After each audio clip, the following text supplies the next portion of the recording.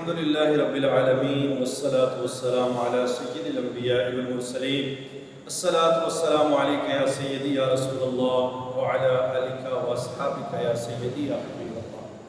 سلسلہ اصلاح کی بات، موضوع حاسد کا عبرتناک انجام۔ حضرت سیدنا بکر بن عبداللہ المزنی رحمۃ اللہ تعالیٰ علیہ سے مروی ہے کہ ایک شخص بادشاہوں کے دربار میں حاضر ہوتا تھا اور وہاں پہ جا کر وہ بادشاہ کے سامنے اچھی باتیں کیا کرتا تھا، تو بادشاہ خوش ہو کر اس کو انعام و اکرام سے نوازتے تھے، اس کی خوب حوصلہ افزائی کرتے تھے۔ ایک مرتبہ وہ ایک بادشاہ کی خدمت میں حاضر ہوتا ہے تو بادشاہ سے اجازت چاہتا ہے کہ میں آپ کے دربار میں حاضر ہونا چاہتا ہوں، تو بادشاہ اس کو اجازت دے دیتا ہے۔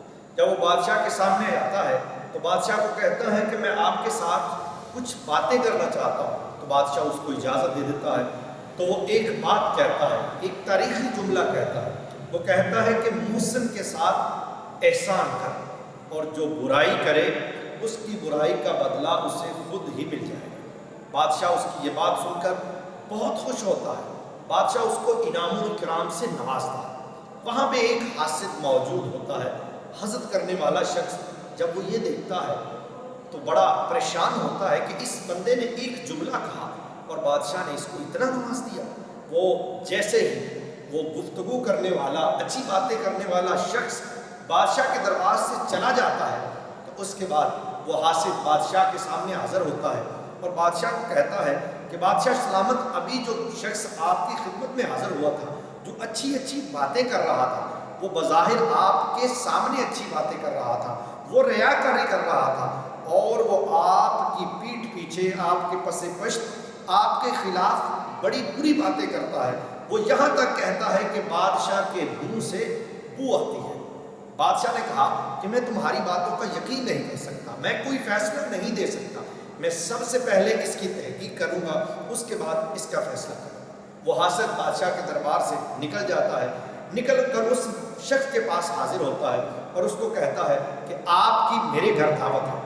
وہ بادشاہ کا جس نے اچھی باتیں کی تھی وہ حاسد کی باتوں میں آ کر حاسد کے گھر میں دعوت کھانے چلا جاتا ہے۔ تو حاسد کیا کرتا ہے کہ کھانا پکاتے وقت سالن کے اندر جو ہے پیاز اور لہسن زیادہ ڈال دیتا ہے۔ جو پیاز اور لہسن کھانے سے انسان کے منہ سے بدبو آتی ہے، وہ کھانا کھا لیتا ہے۔ دوسرے دن جب بادشاہ کے دربار میں حاضر ہوتا ہے تو بادشاہ اس کو اپنے پاس بٹھاتا ہے اور کہتا ہے کہ اچھی باتیں سناؤ، جو کل بات کہی تھی آج پھر سناؤ۔ وہ بات دوبارہ سناتا ہے، کہتا ہے کہ محسن کے ساتھ احسان کر اور جو برائی کرے گا اس کی برائی کا بدلہ اسے خود ہی مل جائے گا۔ بادشاہ اس کی بات سے خوش ہوتا ہے اور اس کو کہتا ہے کہ میرے قریب آ جاؤ۔ وہ بادشاہ کے قریب آتا ہے، بادشاہ کہتا ہے اور قریب آؤ۔ وہ جیسے اور قریب آتا ہے تو اپنے منہ پہ ہاتھ رکھ لیتا ہے۔ بادشاہ کو شک ہونا شروع ہو جاتا ہے کہ حاسد نے، اس شخص نے، میرے وزیر نے جو بات کہی تھی کہ میرے منہ سے اس کو بدبو آتی ہے، جب یہ میرے پاس حاضر ہوگا تو اپنے منہ پہ ہاتھ رکھ لے گا۔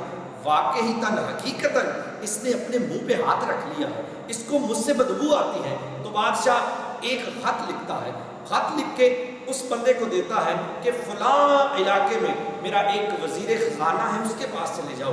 اور عمومی طور پہ بادشاہ جب کسی کو خط لکھ کے اس وزیر کے پاس بھیجتا تھا تو اس کو بہت بڑا انعام و اکرام سے نوازتا تھا۔ اب اس بندے کو نہیں پتا تھا، لیکن حاسد یہ بات جانتا تھا کہ یہ جس شخص کے پاس خط لے کے جائے گا اس سے بہت بڑا انعام ملے گا۔ تو حاسد راستے میں رک کر اس کا انتظار کرنا شروع کر دیتا ہے۔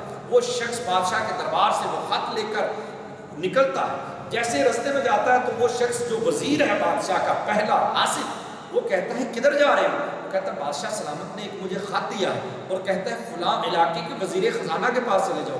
اب حاسد کے دل میں اور حسد پیدا ہو جاتا ہے کہ پہلے اس نے ایک بات کی اور بادشاہ سلامت نے اس کو انعام و اکرام سے نوازا، اور اب اس نے دوبارہ بات کی، میں نے بادشاہ کے خلاف اس کو بھڑکایا بھی بادشاہ کو، لیکن بادشاہ نے اب جو خط لکھ دی ہے اس کو تو بہت بڑا انعام ملنے والا ہے۔ وہ وزیر کہتا ہے آپ اتنی لمبی مسافت کر کے طے کر کے جاؤ گے، بہتر یہ ہے کہ تم یہیں رہو، یہ سفر میں طے کرتا ہوں، میں بادشاہ کا خط وہاں لے جاتا ہوں۔ جب وہ بادشاہ کا خط وزیر خزانہ کے پاس لے کر جاتا ہے، وزیر خزانہ اس کو خوش آمدید کہتا ہے، اور وہ خط جب وزیر خزانہ کے سامنے پیش کرتا ہے، وزیر خزانہ اس خط کو پڑھتا ہے اور مسکراتا ہے اور پوچھتا ہے شخص جو اس خط میں لکھا ہے کیا تمہیں پتہ ہے؟ تو وہ حاسد کہتا ہے ہاں ہاں مجھے پتہ ہے۔ تو وہ پھر پوچھتا ہے کیا لکھا ہے تمہیں پتہ ہے؟ کہتا ہے ہاں مجھے پتہ ہے، بادشاہ کے حضور میں حاضر ہوا تھا، میں نے اچھی باتیں کی، جھوٹ بول رہا تھا وہ حاسد، میں نے اچھی باتیں کی تو بادشاہ نے اس میں لکھا ہوگا کہ مجھے انعام و اکرام سے نوازا۔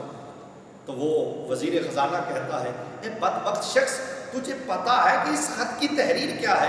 تو بار بار کہہ رہا ہے کہ مجھے پتا ہے، حالانکہ بادشاہ نے اس خط میں لکھا ہے کہ جب یہ شخص تیرے دربار میں حاضر ہو تو اس کی گردن اڑا دو اور اس کی کھال اٹھا کر جانوروں کے سامنے اس کو ڈال۔ اب حاسد بڑا پریشان ہوتا ہے، زار و قطار ہوتا ہے، وزیر خزانہ کو کہتا ہے کہ حضور یہ میرے بارے میں خط نہیں، یہ فلاں شخص کے بارے میں خط ہے۔ وزیر خزانہ کہتا ہے بادشاہ کا حکم جب ہمیں مل جاتا ہے تو ہم اس میں حکم عدولی نہیں کر سکتے۔ بادشاہ نے کہا تمہاری گردن اڑا دو، ہم گردن اڑا دیں گے، تمہاری کھال اتار دو، ہم کھال اتار دیں گے۔ چند منٹوں کے بعد اس کی گردن بھی اتار دی گئی اور اس کی کھال بھی کھینچ لی گئی، اور وہ شخص جس سے حسد کیا گیا، جو اچھی باتیں کرتا تھا، وہ بادشاہ کے دربار میں حاضر ہوا۔ تو بادشاہ بڑا حیران ہوا کہ میں نے اس کو خط لکھ کے دیا تھا، اس کو تو سزا ہونی تھی، یہ میرے سامنے زندہ ہے۔ وہ پوچھتا ہے کیا معاملہ ہے؟ وہ بتاتا ہے کہ میں خط لے کے آپ کا جا رہا تھا تو رستے میں آپ کا وزیر ملا، اس نے کہا یہ خط میں پہنچا دیتا ہوں۔ وہ کہتا ہے بادشاہ نے، وزیر نے تمہارے خلاف ایک بات کہی تھی کہ تمہیں میرے منہ سے بدبو آتی ہے، تم میرے خلاف باتیں کرتے ہو۔ کہتا ہے حضور ایسا کچھ نہیں، مجھے آپ کے منہ سے بدبو نہیں آتی، بلکہ جس دن اس حاسد نے آپ کو آ کر بتایا کہ آپ کے منہ سے مجھے بدبو آتی ہے، اسی دن اس شخص نے میری دعوت کی، اور جب دعوت کی اس نے کھانے کے اندر لہسن اور پیاز زیادہ ڈال دیا، جس کی وجہ سے میرے منہ سے بدبو آ رہی تھی، اور میں گوارا نہیں کرتا تھا کہ بادشاہ مجھے اپنے قریب بلا رہا ہے کہ میرے منہ کی بدبو آپ کو آئے، اس لیے میں نے اپنے چہرے پہ، اپنے منہ پہ ہاتھ رکھ لیا تھا۔ تو بادشاہ نے کہا وہ جملہ جو تم بارہا سناتے ہو دوبارہ کہو۔ تو وہ شخص کہتا ہے محسن کے ساتھ احسان کر، اور برائی جو کرے گا اس کی برائی کا بدلہ اسے خود ہی مل جائے گا۔ تو دیکھیے اس حاسد نے حسد کیا، برائی کی، اس کی برائی کا بدلہ اسے خود ہی مل گیا۔ اب اس شخص نے جو بادشاہ تھا اس کے ساتھ احسان کیا، اچھی چیز اس کو سکھلائی، تو اس کو احسان کا بدلہ احسان مل گیا۔